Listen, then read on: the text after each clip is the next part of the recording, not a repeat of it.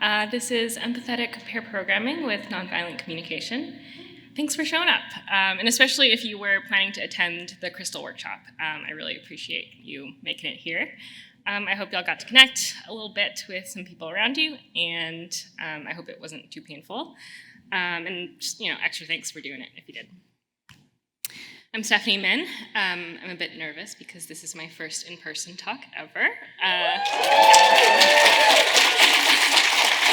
Thanks. I'm a developer based in Chicago working at Thoughtbot, and I love talking about feelings. I wasn't always this way. A therapist once told me that I had a hard time expressing my emotions and that she had been covertly working on that with me during our time together. As a recovering overachiever, I was shocked and dismayed to learn about this apparent deficiency of mine and naturally became obsessed with figuring out how to get an A in feelings. I also do a lot of pair programming. Previously, I worked at a software consultancy where we paired by default for most feature work. On my current client project, I'm pairing every day with a fellow thoughtbotter, though we do also spend a lot of time chatting about video games before we start. I'm assuming that most folks here have pair programmed before and are looking to deepen their experience with it. I want to note that when I talk about pairing, I'm also describing just collaborating closely with another person on development-related tasks like debugging, spiking, updating documentation, because our work is more than just writing code. I've personally encountered the many highs and lows with pairing.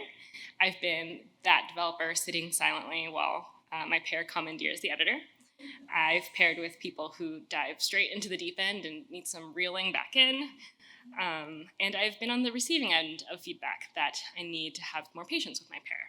And so from all of those experiences, I wanted to give this talk so that I could share how we can make pair programming better, especially when it's not going as well as we would like. Pairing is hard work, but it doesn't have to be a source of pain and suffering. And so to do that, let's talk about feelings, let's talk about empathy, and let's talk about a radical framework called Nonviolent Communication, or NVC for short. This is my copy of the canonical book of NVC, written by its founder, Dr. Marshall B. Rosenberg, who developed the approach in the 1960s. I picked it up last year on the recommendation of my friend. She read it with her whole family and had then established a common ground for resolving interpersonal familial conflict, and I was very intrigued. Here's the author, Marshall. He was a civil rights activist, facilitator, and educator. He mediated struggles between gangs, as well as led workshops between Israelis and Palestinians.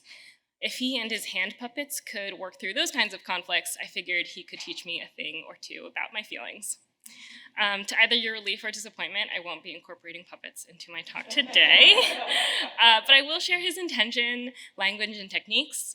Nonviolent communication is the antidote to the many ways that we communicate that cause harm to others, like sticks and stones, judgments, bias, and blame that can really hurt.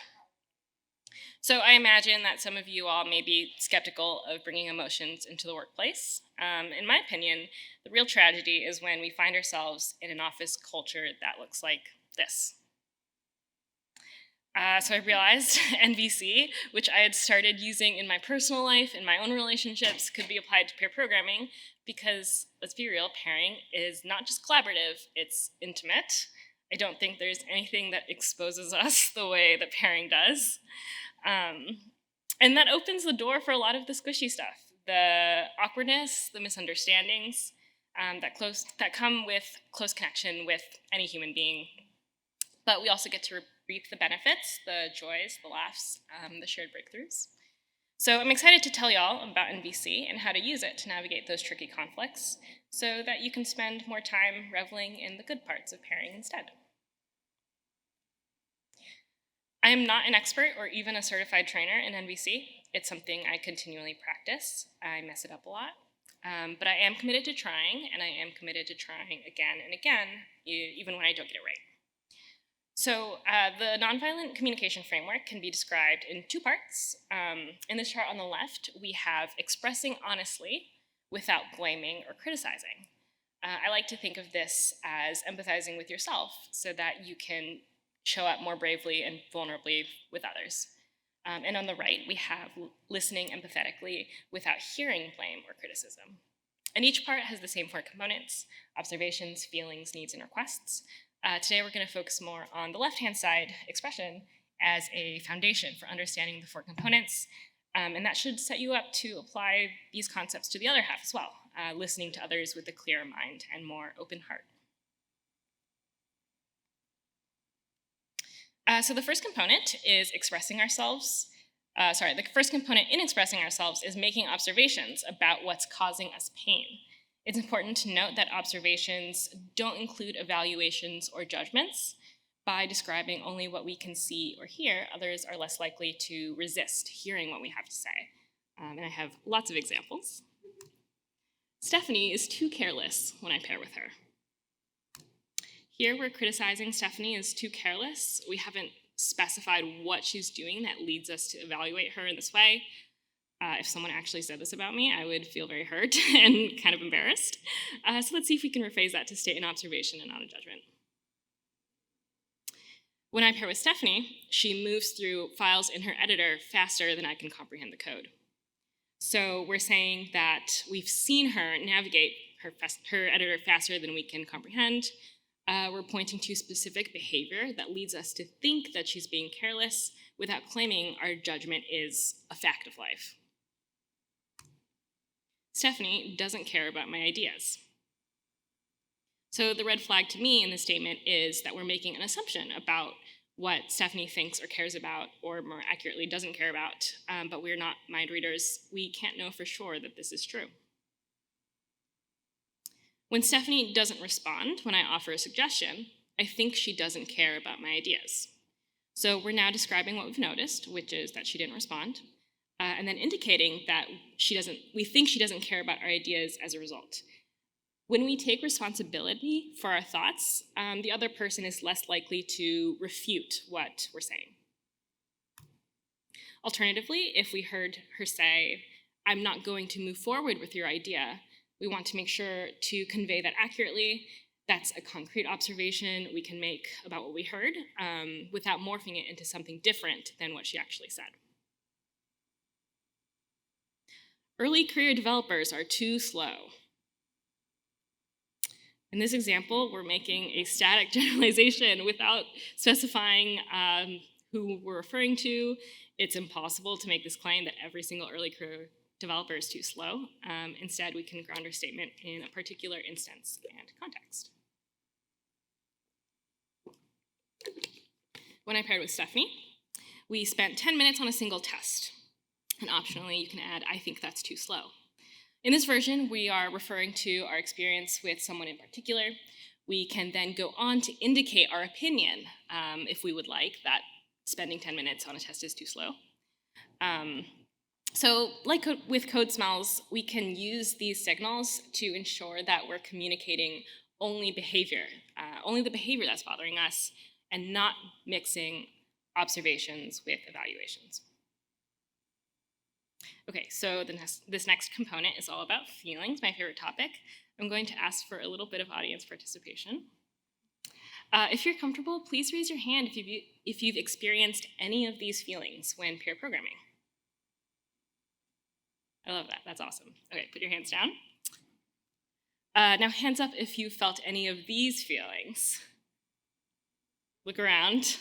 This is a very universal feeling, hands down, thank you so much. It's perfectly normal to feel all sorts of ways when pairing. This list is certainly not exhaustive, but based on what we saw in the room, it's pretty universal. When pairing goes well, you can feel fulfilled, excited, engaged. You might be in that flow state, which is awesome. But when you are not vibing, it's not going well, you might feel confused, self-conscious, impatient. Throughout my career, I wanted to understand why some pairing sessions felt so great and others were more challenging. And I found an answer in NVC, so we'll get into that in just a moment. First, I do want to point out that sometimes we use words that are not quite feelings. I feel unsupported on this team. Words like unsupported and misunderstood aren't feelings, but assessments of how others are engaging with you. These words can easily be heard as criticisms. If you find yourself wanting to use them, I encourage you to dig a bit deeper into the emotion behind the statement. I feel disappointed because I need more support from the team. In this case, it's extremely reasonable to feel that way if you were counting on them to show up in a way that they didn't, but that is different from claiming that they were unsupportive. I feel like the code base is not in a good place. Typically, anything that follows the phrases I feel like or I feel that are often thoughts and not feelings, even though we are using the I feel statement. In English, when we're expressing a feeling, we can almost always replace I feel with I am, and that sentence should still make sense. I am irritated because I think the code base is not in a good place. Irritation is a feeling we can empathize with, and a natural reaction to wanting the code base you're working in to be in a better spot. Many of us probably internalized not talking about our feelings through cultural or social reinforcement. That was certainly the case for me as a child of immigrants. I'm now learning that when I get bored in a meeting, I will mindlessly check Slack. When I'm feeling annoyed, I feel a sense of heat kind of rising in my chest. I will frequently refer back to that list of feelings to figure out what's going on inside. I also really loved and recommend Amy Newell's talk earlier at RailsConf this year about using somatics, a practice of deep listening to your body to increase the observability of your internal state. She also makes the excellent point that we might have many barriers to looking inward from past trauma or societal pressure, and that these topics are best worked through with a professional. And I know that my therapist has helped me immensely, slowly working my way towards that A. So that's feelings. The next component of NVC is about connecting those feelings to needs. The term hangry is a great example. It's shorthand for saying I feel angry because I'm hungry and need food. For me, that means I needed food like 20 minutes ago. But we all share universal human needs. When we enjoy positive emotions, it's because our needs are being fulfilled. And when we don't feel so good, it's likely because our needs are not being fulfilled. So this slide shows Maslow's hierarchy of needs, an idea in psychology representing the human needs that motivate our behavior. I want to call attention to that second tier from the bottom. In my opinion, in the context of pairing, safety also entails psychological safety. So I shouldn't have to overanalyze something a coworker said to me. I shouldn't have to fear that my code will be ripped to shreds in code review. When I feel true belonging and safety on a team, I know my colleagues accept and respect me, and that how I show up to work is enough. And that should be the case for everyone. So these are the basic needs from an NVC perspective. Physical well-being involves food, rest, a comfortable space. We talked about psychological safety earlier. We also need autonomy, the capacity to make decisions and self-govern. We need to have fun and celebrate success. Sometimes we need calmness and peace, especially if there's been a barrage of urgent priorities and firefighting. And we need to find meaning in our work. We deserve all of these things. And for the people in the room who identify as women, it can be deeply uncomfortable to acknowledge, let alone ask for what we need. I want to say that there is no such thing as too sensitive or too hysterical, only a systemic patriarchy that compels us to believe that our needs don't matter, and that is simply not true. Thanks. Okay, transitioning to example time. Revisiting this one from earlier, we can now extend it to connect irritation to the underlying need. I feel irritated because I think the code base is not in a good place, and I want to be able to extend this feature without so many changes. I imagine many of us can relate to this pain. We could also extrapolate further to identify that universal need as calmness or ease when we do our work. Here are more examples of needs related specifically to pairing. Many of these ladder up to the universal needs I mentioned earlier. And I want to say that sometimes our needs and goals don't align with those of others. One time I hopped on screen share with another developer to debug an issue they were experiencing. From my perspective, I was hoping to get them unstuck as quickly as possible, and honestly to get back to my own work. So I dictated steps for them to take, not realizing that they were actually wanting more of a collaborative experience. And so they grew more and more frustrated and eventually snapped at me. And I was surprised and also felt a bit hurt by their reaction. For a long time, I blamed myself for that pairing interaction. But with NVC, I now kind of better understand that their frustration came from needs that didn't line up with mine, especially because they were unspoken. Had we been able to express our needs more clearly, I think we would have been able to better support each other. NVC explains that external factors, including other people, can be the stimulus for our feelings, but never the cause. When a manager cancels a one-on-one with you, you might feel bummed because you were really counting on that time to connect, but you also could feel relieved because you just got back some time for heads down work. So our feelings come from the particular needs and expectations we have in the moment. At some point later, I paired with a different developer who actually preferred and appreciated when I walked them through steps to take. So, to each their own. NVC is designed to support us in communicating what we need while also conveying that we are equally concerned with the needs of others. And that's what Marshall calls emotional liberation, which will bring us, to this next part.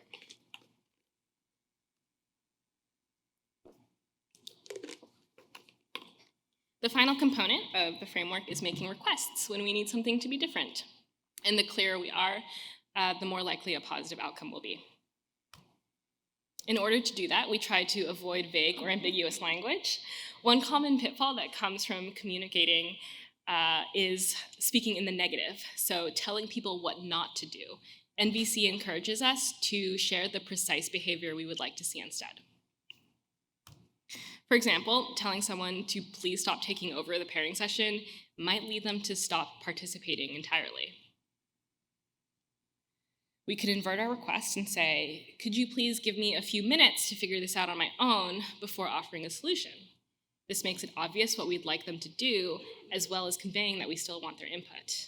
And if they go on to behave otherwise, we at least know it's not because we were unclear. Some of you may be familiar with this website, nohello.com. It's a plea for coworkers to stop sending DMs with just hello and no other information. If you find yourself having to make this request, you could also say, hey, when you message me on Slack, could you please let me know up front what you might need from me? It helps me prioritize getting back to you. Using positive action language avoids implying that what the other person was doing was wrong. Instead, we get to communicate our preferences. And so when I use that line with a coworker who worried about being too impersonal over Slack, he was able to understand that what I really appreciated was the ability to have async communication, even more than politeness. Here's another example that's ripe for misinterpretation. Could you improve this code? If you asked me this without any other context, I would probably react negatively, or even have just no clue what you wanted from me. But if you're asking for the code to be particularly designed, you could focus on requesting one or two specific actions to move in that direction. That might look like, would you be willing to have a chat about different implementations for this feature? I want to support you in choosing the best one. Or even, would you read this blog post about the factory pattern so we can be on the same page when we pair tomorrow? Many times, people will happily agree to your request now that they're better equipped with the information to help you. But when that's not the case, it's critical to note that requests are not demands. Marshall says that the most powerful way to communicate that we're making a genuine request is to empathize with people when they don't agree to that request. So NVC only works from compassion and not force. It's okay for people to say no. And when they do so, we can be understanding of their needs and their boundaries and try to find something different that works for everyone. So that wraps up the 4 components. We've now seen how challenging it is to express clearly and honestly, even with the tools of NVC. The other half of the framework is empathetic listening. When we encounter someone who doesn't have these tools, we can reflect back to them to indicate that we've fully understood what they have to say. And that's the right-hand side of this chart. Using the same 4 components, though, sometimes it's okay for the observation and request parts to be unspoken when you're just kind of listening and providing empathy and holding space for them. feelings and needs are the main drivers to lean into. So let's put it all together and apply NVC to some real-life scenarios. So number one, Stephanie and Cam are pairing on a code review for another developer. Stephanie is sharing her screen as well as talking through what she's thinking. In the last 10 minutes, Cam hasn't said anything, and Stephanie hasn't asked for their input.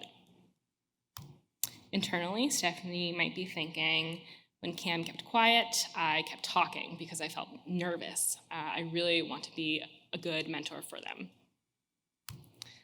Cam, however, internally might be thinking, I'm feeling overwhelmed because I can't process this code at Stephanie's pace. I'm also a bit frustrated because I need more active engagement, and that's how I learn best. So Cam and Stephanie are at a bit of an impasse. Neither of them knows how the other is feeling, and so to get the ball rolling to move forward, one of them could use NVC. So Stephanie could be intuiting that something's off, especially if they have a relationship with them and they know that Cam doesn't normally keep quiet like this, and so she can say, hey Cam, I haven't heard anything from you in the last 10 minutes. Are you feeling bored and needing something different from this pairing session? And so here, Stephanie is kind of guessing at what Cam might be feeling, but it does give them the opportunity to correctly express what's really going on for them. So Cam responds, yeah, I'm not getting much out of this right now, but it's not because I'm bored, it's just overwhelming. And Stephanie's like, okay, cool, thanks for telling me. Do you want time to review this PRA sync and we can come back together to chat about it? And Cam says, yeah, that works better for me. So after understanding better what's going on with Cam, Stephanie is able to genuinely empathize and offer a different strategy to better suit them. And this also fulfills her need for being a good mentor. And so they both kind of move on feeling better than they did earlier. Scenario number 2. Stephanie and John are pairing on John's project, which Stephanie hasn't worked in before. He offered to let Stephanie drive, and she agreed. John then gives a high-level overview of the task and asks, what direction would you like to go from here? So John internally might be thinking, I'm curious about where Stephanie wants to take the pairing session. I want to make sure I give her the opportunity to make decisions and have ownership over our work together. Stephanie, on the other hand, is thinking, when John asked for my input, I am scared of saying the wrong thing. This is my first time pairing with him, and I really want to make a good impression. I also just need more guidance from him in an unfamiliar code base. So in this example, John might be just totally fine and content with how things are going so far, and it's Stephanie who's kind of freaking out, but he doesn't know that yet. And so what Stephanie could do is to, do her part in improving her own experience by sharing. I'm actually really nervous right now because this framework is outside my comfort zone. I really am excited to learn more, but I could use some more support. Could you share what you had in mind first, and then I can let you know what I think? And John's like, oh yeah, sure, this is what I was thinking. So this interaction can kick off a continuous conversation about assumptions, what Stephanie is hoping to learn about the framework, and how to best work together. And even better would be for these conversations to happen before pairing. I want to take a moment to talk about power dynamics. Pair programming does not occur in a vacuum. In the 2 scenarios, the characters had different skill levels, different identities, and implicitly different job titles. Multiple power dynamics can exist along lines of race, gender, authority, age. If you are in the more privileged position, you must actively mitigate them. So we talked about psychological safety and belonging earlier. If those don't exist in your pairing session, then it's just not going to work. We need to be extremely diligent about supporting folks who feel anxious or insecure that they're not good enough developers. Pairing involves formative moments in marginalized people's experience and can really impact how they feel in terms of whether they're set up for success or not. And I want to be clear that while you can do your best to communicate using NVC and even empathize with the person on the other side, your own well-being and mental health should not be compromised. If they're not interested in building trust and compassion, then that's a valid time to bring this issue to a manager or to other resource who can better provide the support you need to feel safe. This is a checklist for pairing if you need some guidance on getting started on the right foot, or even resetting a pairing relationship with someone that you have already kind of paired with a few times before. I like it because it encourages being open and honest about preferences up front. The most important part is saving 5 to 10 minutes at the end of every pairing session for a mini retro. It's a great way to celebrate what went well as invite low-stakes feedback and practice NVC. I do also like to mention that I'm happy to receive or give feedback async if that's what my pair prefers. Even making one change to better meet each other's needs is a meaningful improvement to our lived experience at work. When I first discovered NVC, I couldn't believe I hadn't heard this stuff before. I was naively optimistic in thinking that it would solve all of my interpersonal problems immediately. You can ask my partner. We had a lot of conversations at the kitchen table. Turns out unlearning years of imperfect communication habits takes mental and emotional energy, even with the right tools. It takes intention and it takes practice. Sometimes I still struggle to find empathy for others when I think I've been wronged. I fumble using NVC when I'm deep in my feelings. But to me, it's worth trying because I want to have more of those fun and fulfilling pairing sessions that I know are possible. I hope you all were able to find at least one thing you could relate to in the last 30 minutes. Seeing some head nods, and I really appreciate it.